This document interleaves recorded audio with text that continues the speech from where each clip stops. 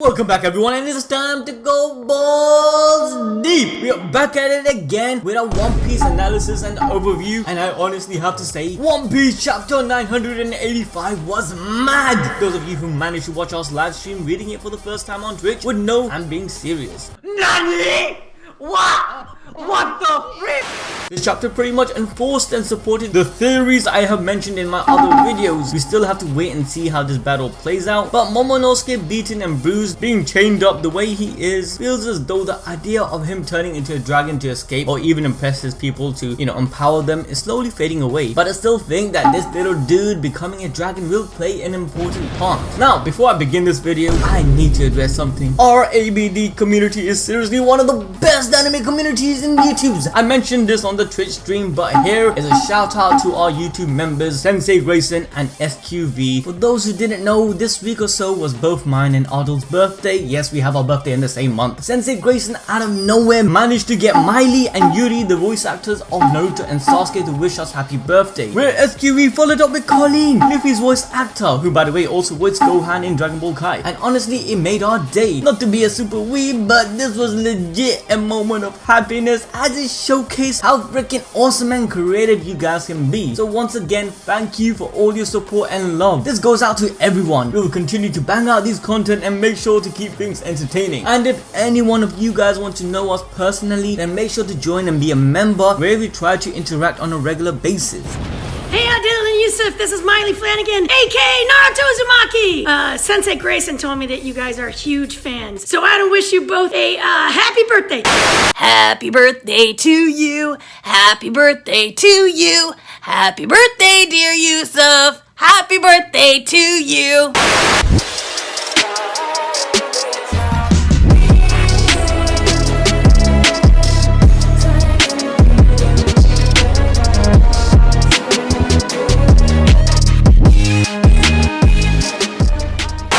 Straight off the bat, we get into the chapter with a full sight of Onigashima Island. The clouds darkening and overshadowing the skull of the island was probably the best way to start this chapter, as it reflects on the upcoming revelation to Kaido's plan, which is the title of this chapter, New Onigashima Island Project. But a quick side note is that this image of this gigantic skull looks pretty badass and super eerie. The skull is more than likely the remains of an ancient giant, possibly a continent puller like Oars. Kind of makes you wonder what else is out there in this universe of One Piece. Now, from the last chapter, we noticed heavy snow coming into the island. I did try to make some links to it, but might have been overstretching, like the possibility of a new devil fruit user entering the scene. I was thinking that maybe the devil fruit that Monet had has come down or passed on to someone else, and we're gonna see a revelation in this chapter, but again, that's just pushing it. Push it real good.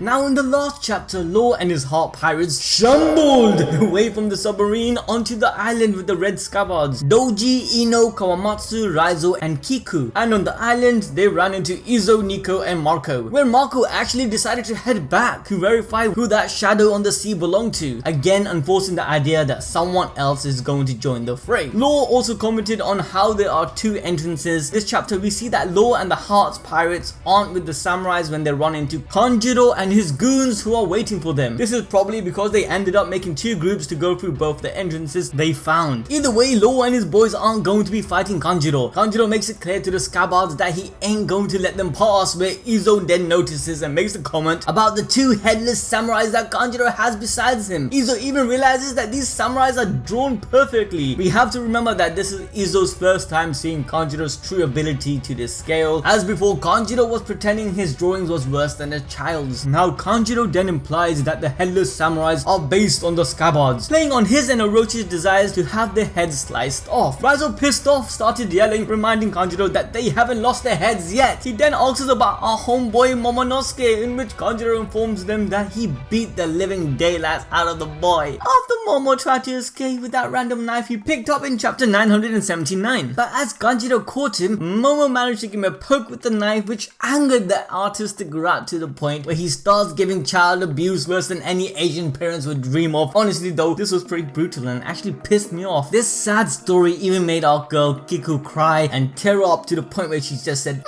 Momonosuke-san, Kanjuro then just tells the guys that he just needs to stall them until Momonosuke gets his execution, where the bloodline of the Kozuki will be over. During his rambling, I just love Nico and Ino's interaction. They're just not paying attention, but instead they are just focused on each other. Kiku gets ready to fight as she dons her armor, telling Kanjuro the pain that she's going to inflict on Kanjuro is even going to torment his soul. And we all know that Kiku ain't playing around. With that, both sides rushes towards each other, causing an all-out brawl. We then move on inside the castle where Kaido's lackey are planning to watch the big boss give his speech. And for reals though, they're watching this shit on a video denden machine. The technology is kinda mad out there, you know. But as Kaido starts his speech, we move over to Luffy and Yamato, who are still under the keep. Yamato is still talking on the act as Odin and wants Luffy to accept her into his crew, especially since she had some sort of relationship with his brother Ace. Luffy, ignoring the fact that his thick new sister-in-law just wants to join his crew, tells her that she can't be Odin and is actually disrespectful to those who loved him. My man is actually a deep thinker, you know. Yamato then reveals to Luffy she can't do nothing by herself as she is trapped by the shackles on her arms. She tells Luffy how she once wanted to join Ace and the others to go out to the sea, but since the age of 8 she was trapped indoors as her own father made sure that she couldn't leave by placing exploding proximity shackles on her arms. Although Yamato questions if her father can actually be this cruel, she doesn't want to take any risk considering the type of man he is. And to be honest, who would? These chains being the same as the one Luffy had in Udon prison, and because he knows how to braid them, it's highly likely he will do the same for Yamato. Our boy Luffy even tells Yamato that he can help take it off, but he's still skeptical whether she can be trusted. However, we all know Luffy is the simplest guy in the anime and pretty trusting of anyone. Yamato then goes on to explain to Luffy her troubles of being locked up for 20 years, which kind of gives the idea to her age of being 28. This would make her a couple of years older than Ace, to be honest, as Ace would be around 22 if he were alive. If I got my maths wrong, please let me know in the comment section below. I'm sorry guys. Okay, so now we cut to the stage hold. Kaido's making a speech. He says that it's about time that things changed around the world. Even the world government has made a big statement by abolishing the warlord system. If you guys remember, the government doesn't have the warlord system anymore, and Kobe was even ordered to go and take care of Boa Hancock. Kaido continues to claim that the Marines have a lot of confidence in their new power, which will replace the warlord system and be able to handle the Yonkos. In my opinion, the Marines has access to greater technology created by Vegapunk, else there isn't much limitation to the evolution of the pacifists. To be honest, a lot of manga series have been trying to implement the idea of technology and how the increase of technology can affect the society around it, and I'm pretty sure that Oda will sprinkle a little bit of his magic on this topic. But again, there might be some unknown powers that the Marines are referring to rather than what we currently know. However, Kaido tells his crew not to worry about this potential new power because the Animal Kingdom pirates have allied with Big Mom pirates, and we finally get the reason why these two former enemies decided to join forces. And the reason for this great Yonko Alliance is to acquire the power of the ancient weapons. As Kaido tries to explain the goals further, he is interrupted. Big Mom has entered the room and she came in a quite fashionable way, if you ask me. Oh damn man, she just busted in a big ass body. Oh, all the Animal Kingdom pirates and the samurais are in awe since this is the first time most of them have seen Big Mom. They honestly are disrespecting here though. A guy even called her the strongest old hag. This guy must have some next balls, cause Big Mom will slap you up, bro. Well, I'm out, man. That nigga's tripping. Okay, seriously, as she's walking out, we see Nami and Carrot on the ground as if they are trampled by Big Mom. Robin points it out too while she's standing next to Jinbei. This also means that Sanji is not so far behind as Nami-san is on the stage hall. Kaido gets irritated by Big Mom's intrusion and remarks, Lin Lin, what are you doing? Not anymore. And probably doesn't do that, all those exaggerations, but she straight up barged in the middle of this man's speech. What do you expect? I guess he does kinda let it slide though and continues making his grand speech as they both talked it out about how working together is the only option and arguing is futile. Then on the next page, they declare that the One Piece will be ours. We finally found out the real goals of this alliance. This means that they are a direct obstacle to Luffy, so he of course has to take them both out now or get to Laugh Tale before they do. Luffy even says as he is watching from the floorboards that the One Piece is his. Moving on, we get a further explanation on why the plan is so great. Kaido tells tells us that the world will be thrown into chaos and fear when they hear about the existence of the ancient weapons. But throughout all of this, an important thing to note is that if they are seeking the ancient weapons and also seeking One Piece, I think that's a foreshadowing that there is an ancient weapon at the final island or 100% means to acquire it. It wouldn't really be far-fetched to think that's possible. If you guys watched my last One Piece theory video where I explained the One Piece project, you will understand the original purpose of the ancient weapons was actually meant to unify the world, not to destroy it. Hence its existence being kept so cryptic. Either way, currently we know that Shirahoshi is one of 3 of the ancient weapons. The other 2 have yet to be officially revealed. If you guys haven't watched my last video on it, then make sure to check it out after watching this one. I will have it linked in the pinned comment section below. And while you're at it, make sure to smash that like button for this video, and if you have your own One Piece theory, then tweet it to us or post it on our subreddit at r/animeballsdeep. Coming back to the chapter, Kaido remarks that the world should be ready for the violence that he and his crew has seeked for so long. Something to note here is that Big Mom didn't say this. She probably didn't even hear this, and she's not really paying attention, because Big Mom is all about bringing together all of the races. Even though her means are kind of, crazy, she's all about fun games, not necessarily full of barbaric violence. Big Big Mom is all about calculated investments, as we have seen previously on how she kidnapped Sanji and betrayed the Wind Smokes to take over the Germa clone army. Of course, Kaido also had his fair share of intelligent acts, for example, the capture of Wano where he teamed up with Orochi and overthrew Odin. But the general look and feel of Kaido and his pirates is more animalistic, instinctual and barbaric. Whether it be his weapon of choice being a club or the name itself being the Animal Kingdom Pirates. This could probably be one of the things Spiro might be worried about, and the thing Kaido and Big Mom might disagree on. Because remember, as Robin stated to Luffy, every pirate alliance ends in betrayal. While all of this is going on, Orochi is on the side going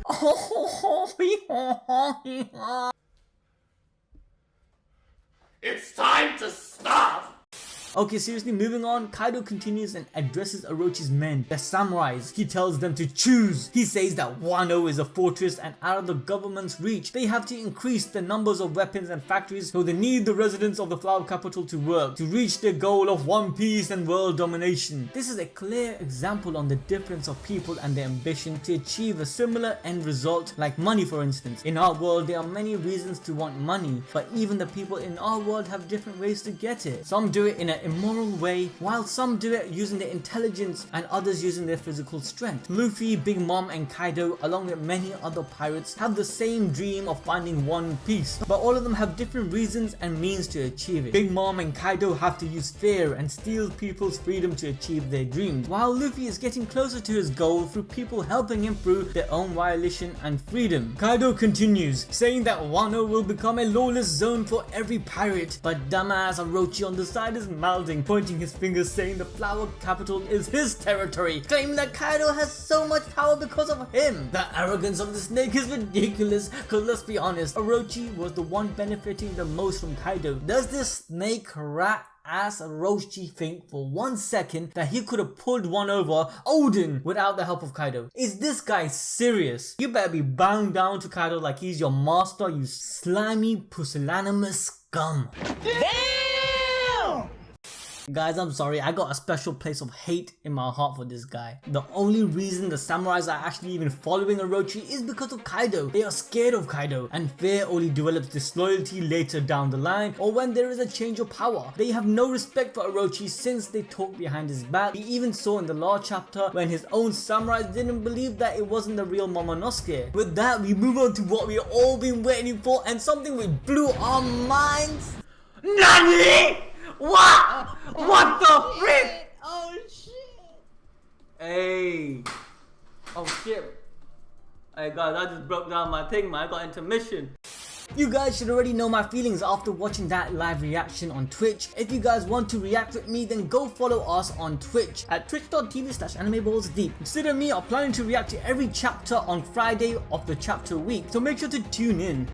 Holy shit, I was not expecting this, and to be frank, nobody was, and the way it was done, it surprised us all. I'm pretty sure it surprised Orochi the most, cause Kaido straight up sliced Orochi's head off, bro. It just lopped right off with blood and everything spilling all over the place. To be honest, I did enjoy this, even though I wanted Kinemon to do the job, or even Momonosuke dealing the final blow, like Orochi had been asking for this to happen for more than 2 decades. However, I'm not trying to be the bearer of bad news. This is my theory, it might be wrong. It's very possible that Orochi is not really dead. Don't forget, his freaking devil fruit is a snake based off Yamato no Orochi. Yamato no Orochi is basically a legendary 8-headed snake in Japan, and this snake is a beast. It's very likely that Orochi has 7 more lives as he has 7 more heads. To actually kill him for good, I believe that you must chop up all 8 heads simultaneously, or maybe just one at a time. Either way, I don't believe this guy is dead. But going back to the chapter, one thing I did notice is that it's King's sword through which Kaido slayed Orochi. It is pretty metaphorical that King's sword dethroned King of Wano, and Orochi's crown is also shown in the frame sliding off his head, signifying his grip and control disappearing. So from this, we can also suggest that Big Mom and Kaido's relationship will end in a similar fashion, due to this alliance being based on monetary value. Once that transaction has been completed, there is no longer a need to maintain that alliance. Now everyone in the audience is screaming, shocked in awe, just like us. Kaido continues his speech, saying that he doesn't care.